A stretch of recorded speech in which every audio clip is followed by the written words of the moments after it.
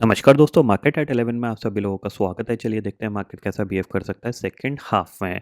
Currently अगर हम Nifty bank Nifty की बात करें तो निफ्टी ने अपने जो इम्पोर्टेंट लेवल था 25,900 को उसको ब्रेक किया है और अभी उसके आसपास ट्रेड कर रहा है। ठीक है, अब यहाँ पे मैं आपको बताता हूँ कि ये जो दिन है ये थोड़ा सा आपके लिए खतरनाक हो सकता है। क्यों हो सकता है, इसके पीछे का रीज़न मैं आपको बताता हूँ। ठीक है, देखो, करंटली हम नीचे आए हैं बिकॉज ऑफ ग्लोबल मार्केट में नास्डैक फ्यूचर्स और डाउ फ्यूचर में सडनली एक शार्प सेलिंग हमें देखने को मिली है। अगर आप देखोगे तो यूएस फ्यूचर जो सुबह फ्लैट थे अभी करीब 200 पॉइंट डाउन है डाउ फ्यूचर, और नास्डैक फ्यूचर भी करीब 220 पॉइंट डाउन दिख रहा है। प्रॉब्लम क्या है यहाँ पे, क्योंकि यहाँ पे ट्रेंड चेंज होता हुआ दिखाई दे रहा है और वो ट्रेंड आपको सिग्निफिकेंटली डाउन साइड दिखा रहा है। ठीक है, मोस्ट प्रॉब्ली ये इस लेवल को जाने की कोशिश करेगा जो कि है 24,230 का लेवल, यानी करीब करीब यहाँ से देखा जाए 400 पॉइंट की और डाउन साइड रहेगी। अब ये आज ही के दिन हिट कर देगा या फिर एक दो दिन में हिट करेगा, ये एक क्वेश्चन वाली चीज़ है। अब हमारे मार्केट का प्रॉब्लम क्या है, हमारे मार्केट का प्रॉब्लम ये है कि हम पॉजिटिव ट्रेंड में ट्रेड कर रहे हैं, समझ रहे हैं। हमारा जो ट्रेंड है वो पॉजिटिव बना हुआ है, यहाँ से हम ऊपर की तरफ जाने की कोशिश कर रहे हैं। अब हम ये जो सेलिंग आ रही है ना, ये एक कह सकते हैं एक मजबूरी वाली सेलिंग है। मतलब कुछ सेलर्स यहाँ पे बेचने की कोशिश कर रहे हैं और बायर्स अपने आप को होल्ड करने की कोशिश कर रहे हैं। अब प्रॉब्लम क्या है कि हम यहाँ से कोई ट्रेंड नेगेटिव बना के नहीं नीचे आ रहे हैं। अगर मान लीजिए हमने हाई तोड़ा होता, यानी हमारा सेलिंग साइड का सेटअप बना होता, तो हम इस सेलिंग में पार्टिसिपेट कर सकते थे। बट प्रॉब्लम क्या है, प्रॉब्लम ये है कि थोड़ी सी भी अगर रिकवरी ग्लोबल मार्केट में आएगी, थोड़ी सी भी रिकवरी आई, मान लो ये 100 पॉइंट रह गए, तो निफ्टी बहुत तेजी से ऊपर उछल के आ जाएगा। ठीक है ना, ये पॉइंट आपको ध्यान में रखना है। क्योंकि ये मेन रीज़न है, इसकी वजह से अगर आप देखोगे तो पुट के प्रीमियम कुछ ज़्यादा जंप भी नहीं कर रहे हैं। अगर आप देखोगे यहाँ पे तो 25,900 की पुट 53 रुपीज़ की चल रही है। नॉर्मली ये 60 रुपीज़ या 70 रुपीज़ के आसपास पहुँच जानी चाहिए थी।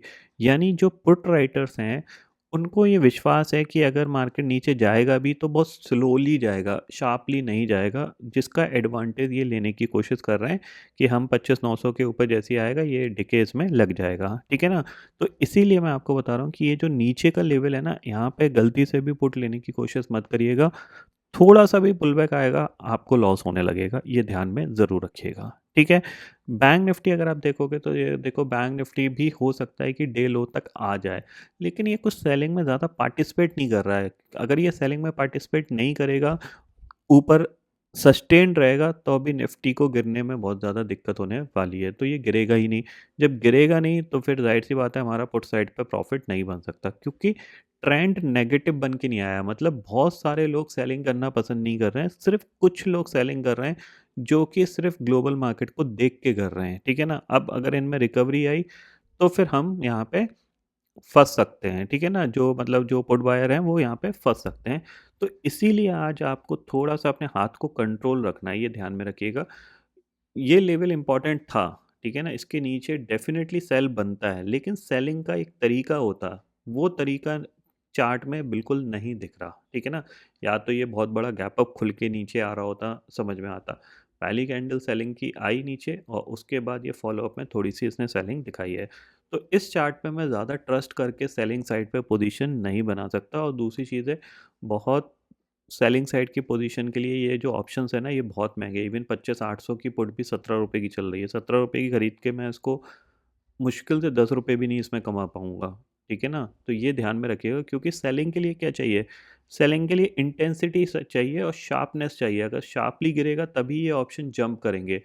वैसा मेरे को फ़िलहाल लग नहीं रहा है, क्योंकि आप देखो ना यहाँ से मार्केट कैसे बहुत धीरे-धीरे, धीरे-धीरे नीचे आया है, और ये एक ट्रैप क्रिएट कर सकता है और फिर ये रिकवर होके दोबारा ये 25,950 या 940 के ज़ोन में जा सकता है। अब बहुत सारे लोग ये भी सोच रहे हैं कि क्या हम day low to day high plan नहीं कर सकते?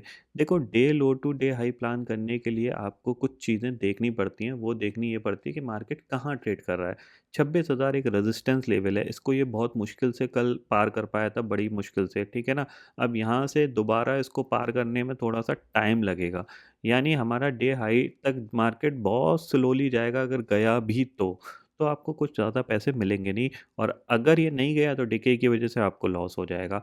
ये थोड़ा-सा पॉइंट ध्यान में रखिएगा, इसीलिए हम यहाँ पे अभी कोई ट्रेड प्लान नहीं कर रहे हैं और आज का दिन थोड़ा-सा अवॉइड करने की कोशिश ही करने का मेरा प्लान है, क्योंकि ऐसी कंडीशन में लॉस होने के चांसेस बहुत ज़्यादा हाई रहते हैं।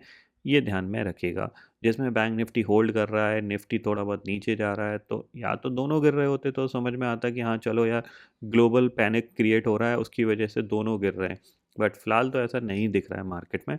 बाकी इन पे नज़र रखो, अगर ये और गिरते हैं तो फिर हम थोड़ा बहुत और नीचे जा सकते हैं, बट हम बहुत स्लोली जाएंगे। ये पॉइंट आपको ध्यान में ज़रूर रखना है, ठीक है।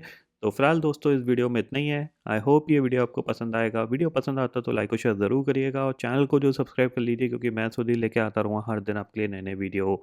इसी के साथ शुक्रिया दोस्तों। जय हिंद।